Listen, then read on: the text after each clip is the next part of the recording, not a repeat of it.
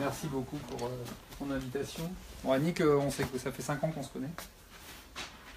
Je suis assez ému d'ailleurs de l'entendre parler comme ça parce que c'est le discours que je lui ai tenu le jour où on s'est rencontrés.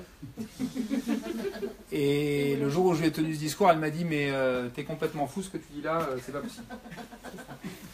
Comme quoi, il y a que les Donc voilà, j'ai beaucoup d'émotions. Je vais essayer de vous expliquer 2-3 choses, puis je vais aussi vous raconter des belles histoires. Bon, Annick, c'est une belle histoire, parce que pour ceux qui la connaissent depuis longtemps, enfin moi ça fait 5 ans que je la connais, elle est venue au cabinet, donc elle passe de temps en temps à notre cabinet à Nîmes, et la dernière fois qu'elle est venue, personne ne l'a reconnue. Ça c'est à la fois génial, et c'est à la fois terrible. Je vais vous... Alors, d'abord c'est quelque chose que je connais, parce que évidemment, hein, la personne que vous voyez en haut, c'est moi. Hein? Ah, vous voyez, vous ne m'avez pas reconnu. Voilà, ça c'est moi.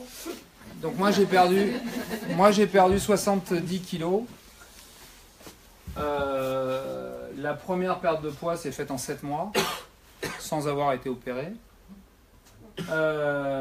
Bon, j'avais 25 ans, j'avais pas de problème, j'avais pas de difficultés. J'avais pas de famille, j'avais pas d'enfants à charge, j'avais pas de travail, j'avais pas particulièrement de problèmes financiers. Voilà. J'avais un problème, l'obésité.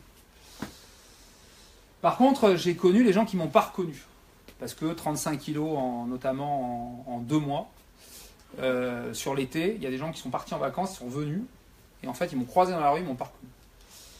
Et ça, c'était terrible parce que je me suis senti très mal. Donc, j'ai repris 20 kilos. Puis, j'ai reperdu 20 kilos.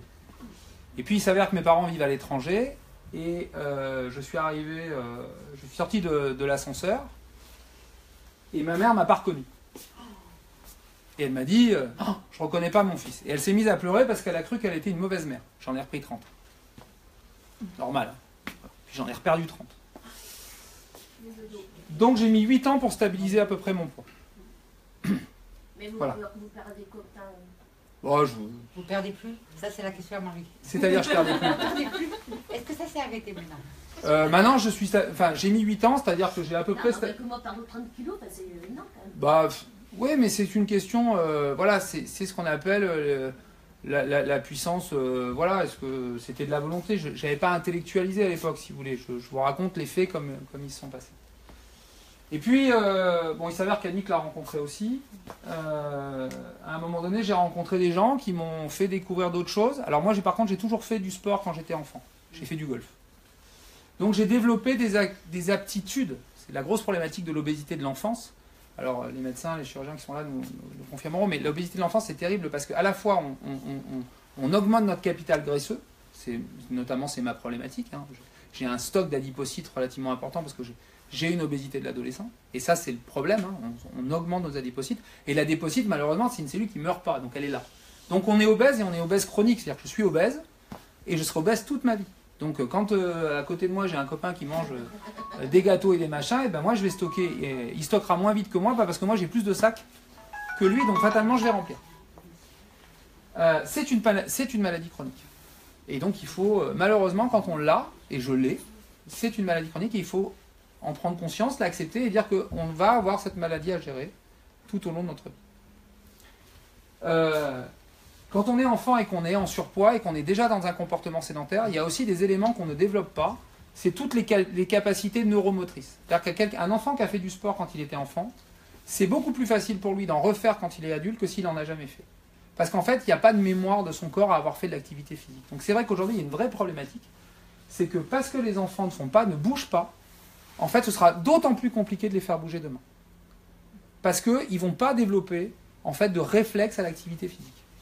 Ça, c'est des choses qui sont physiologiques. Alors, le topo que je suis en train de vous faire, c'est le topo que j'ai fait aux internes de médecine générale. Puisque, en fait, une stratégie pluridisciplinaire contre les maladies chroniques, la sédentarité et leurs conséquences, c'est-à-dire qu'aujourd'hui, le monde médical, les blouses blanches, comme vous nous appelez, ont reconnu que l'activité physique était un médicament. Sauf que même nous, il faut quand même on soit honnête, les recommandations de la haute autorité de santé font qu'il faut prescrire de l'activité. Alors incite effectivement le pouvoir de la blouse blanche à prescrire une activité, mais même nous actuellement, comment on prescrit de l'activité physique? Comment on suit? comment on surveille, comment on évalue les effets. Si on considère que c'est un médicament. Et moi, je suis assez content qu'Annick m'ait invité parce que je voudrais positionner les différents acteurs du mouvement, parce qu'on est plein. Et je ne sais même pas d'ailleurs comment vous y retrouvez en tant que patient, parce qu'il y a les kinés qui revendiquent qu'ils vont faire bouger les gens, il y a les APA qui revendiquent qu'ils vont faire bouger les gens, il y a les profs d'activité physique, les BPGEPS qui revendiquent qu'ils vont faire bouger les gens, il y a les préparateurs physiques universitaires versus musculation qui font bouger les gens, enfin à un moment donné, il y a les médecins de rééducation qui font bouger les gens, il y a les coachs, il y a les profs dans les fédérations, enfin il y a une multitude de gens qui font bouger les gens. Ce qu'il faut comprendre, c'est comment ce médicament il fonctionne. Qu'est-ce qui fait fonctionner le médicament? Je reviendrai sur le défi du granon et mon obésité avec M. Hamel. Patrice. L'intérêt, c'est un médicament. Donc si c'est un médicament, c'est qu'on en attend des effets. Quand vous prenez du Doliprane, vous en attendez quelque chose. Demain, le médecin il va prescrire un médicament, il va aussi mettre sa responsabilité dans la prescription, il va en attendre quelque chose. Vous allez en attendre aussi quelque chose parce que vous allez le prendre. Donc il va falloir qu'on vous explique comment il fonctionne, ce médicament. Donc il va effectivement faire en sorte que vous perdiez du poids, parce que c'est quand même l'objectif, hein. Vous avez envie de perdre du poids, on a envie de perdre du poids. Pour ça, s'il est fait d'une certaine manière, il va favoriser une production d'hormones, qui vont avoir une incidence sur notamment le fait de brûler des graisses. Alors le cours est un peu redondant, je vous l'accorde, mais il va lutter contre les pathologies cardiovasculaires, c'est ce que nous a dit, par une sécrétion physiologique, parce qu'il sera fait d'une certaine manière. Et il va prévenir tout un certain nombre de risques. Les trois principes, c'est qu'il faut forcément que ce soit un travail aérobique. Il faut forcément... Aérobie, ça veut dire qu'il va mettre votre système cardiovasculaire en jeu. Et pour ça, il faut que vous ayez une activité qui soit aux alentours de 40 à 60% de votre système cardiovasculaire. Là, vous êtes en aérobie. C'est-à-dire que quand à un moment donné, vous faites un super cours de Zumba, vous allez vous éclater, ça va vous faire du bien à votre cerveau, mais ça ne vous fera pas brûler les graisses. Je suis désolé pour ça, ça ne brûlera pas les graisses. Pourquoi? Parce que vous êtes au-delà des 60% du rythme cardiaque. Donc vous ne brûlerez pas les graisses. Et tous les préparateurs physiques qui sont là me confirmeront, me contrediront pas, il y a un secteur dans lequel il faut travailler pour brûler des graisses. Par contre, vous allez décréter d'autres choses qui vont faire du bien à votre cerveau, qui vont bouger, vous allez faire du renforcement musculaire, vous allez éventuellement développer vos muscles, parce que vous allez travailler à une autre intensité, et les muscles notamment, si malheureusement, parce que c'est pas une solution la chirurgie bariatrique, c'est une solution, mais c'est pas la solution. Mais s'il devait y avoir chirurgie, de toute façon, et là je rejoins Annick, plus vous ferez des muscles profonds avant, et mieux vous serez après. Mais dans toutes les chirurgies, c'est comme ça. Quand vous voyez des athlètes de haut niveau qui se font opérer d'un genou, on fait de la muscu avant pour récupérer plus vite. Donc à partir du moment où il y a chirurgie, il faut faire de la masse musculaire. Ça, c'est ultra important. Ce qui est intéressant, c'est aussi de gérer de l'intermittence. C'est-à-dire quand vous faites une activité, il vaut mieux faire, au lieu de faire 35 minutes en linéaire si vous voulez faire de l'aérobie, il vaut mieux faire 4 blocs de 7 minutes avec des temps de pause. Ça, c'est leur métier à eux. Des préparateurs physiques, des APA, c'est leur métier, ils sont formés à ça. Les kinés, ils ne savent pas faire ça. Mais eux, ils savent le faire. Et les bénéfices, ben, on en a déjà parlé, le bien-être, je passe. Bon, je suis un ancien obèse. Enfin, je suis toujours obèse, parce que j'ai toujours la faculté de reprendre du poids. Donc le discours du docteur, le docteur et le patient, j'ai repris ce slide sur Internet parce que je trouve ça très, très, très drôle. Au moment où vous êtes démoralisé, l'autre il vous dit mais il faut faire du sport. Vous allez sur les chaussettes comme ça. Super. Vous êtes complètement désociabilisé, vous avez absolument peur, vous dites c'est super, je vais rentrer dans une pièce là. De toute façon, j'ai plus vu personne depuis des lustres, je ne sais même pas comment je vais lui parler, l'autre il me dit va dans une salle de sport. Voilà, sauf que lui, il prescrit, et qu'honnêtement, obèse, il ne sait pas ce que c'est. Il sait ce que c'est sur le plan physiologique, il ne sait pas forcément ce que c'est sur le plan humain. Et donc il faut que vous compreniez que ces gens-là, moi, le kiné, le médecin, le machin, comme les athlètes de haut niveau, on est là, on est vos outils. Encore faut-il que vous compreniez comment vous allez nous utiliser. Parce que les principaux, et là je rejoins Annick, les principaux acteurs de la santé, de votre santé, c'est vous. Voilà. Mais ça ne veut pas dire que vous n'avez pas besoin d'un coup de main. Hein. Attention. Hein. D'accord ? Mais le discours, on parle des mêmes choses, mais on n'y met pas les mêmes mots.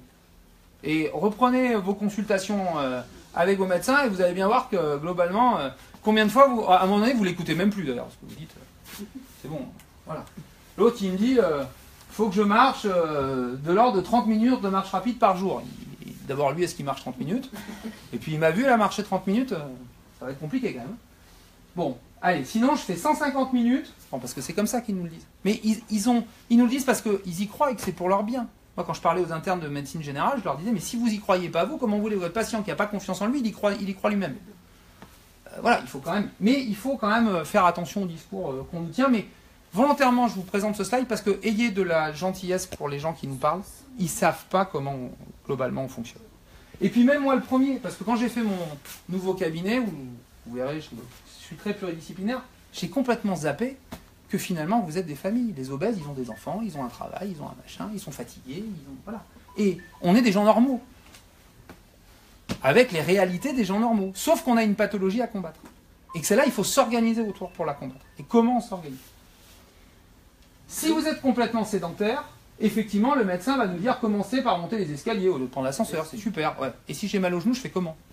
Et puis en fait, quand je suis complètement sédentaire, et que j'ai 3 étages et qu'à la fin du premier, je suis déjà essoufflé, en âge, et que j'ai mal entre les cuisses, parce que globalement, ça frotte entre mes cuisses, eh ben je ne remonterai jamais l'escalier. Parce que j'ai passé juste un mauvais moment. Et donc ça, il faut aussi arriver, vous, à en parler, et essayez aussi d'éduquer les gens qui sont... N'ayez pas peur de parler de vos difficultés. Parce que c'est parce que vous allez les aborder que les gens qui sont là vont pouvoir vous aider. On est formés à ça, en tout cas nous, les gens qui ont des blouses blanches. Eux, moins. Enfin, les APA, on va dire un peu, puisque eux, ils sont formés à adapter l'activité physique aux difficultés des gens. Mais par exemple, un coach de sport dans une salle, il n'est pas formé à ça. Il ne sait pas. Moi, quand je faisais 165 kg et qu'on m'a dit qu'il faut faire du cardio, que j'étais les fesses posées sur le vélo et que j'avais la selle qui me rentrait dans l'arrêt des fesses, et ben j'avais mal au cul. Et j'y restais pas sur mon vélo. Et j'étais pas bien. Et quand en plus je descendais du vélo et que je me voyais en nage devant son miroir à côté du bodybuildé AQT, et ben qu'est-ce que je faisais? Et ben je me sauvais. Ben je me sauvais parce que j'avais honte. Et puis je passais pas par les vestiaires pour me déshabiller. En plus, on est mal regardé. Et puis, non mais on n'est pas mal regardé. On se regarde mal. Vous verrez, je vais vous raconter une histoire. On va dans une salle de musculation, ils sont tous plus ou moins musclés. Non mais vous verrez, vous allez voir. En fait, on se regarde mal. Ça ne veut pas dire ça veut pas dire, mais on se regarde. Ce qui n'est pas pareil. Bien sûr, il y en a plein qui ont... Sinon, que j'allais dire, vous mettez chez l'enfant 60 minutes, mais ça veut dire...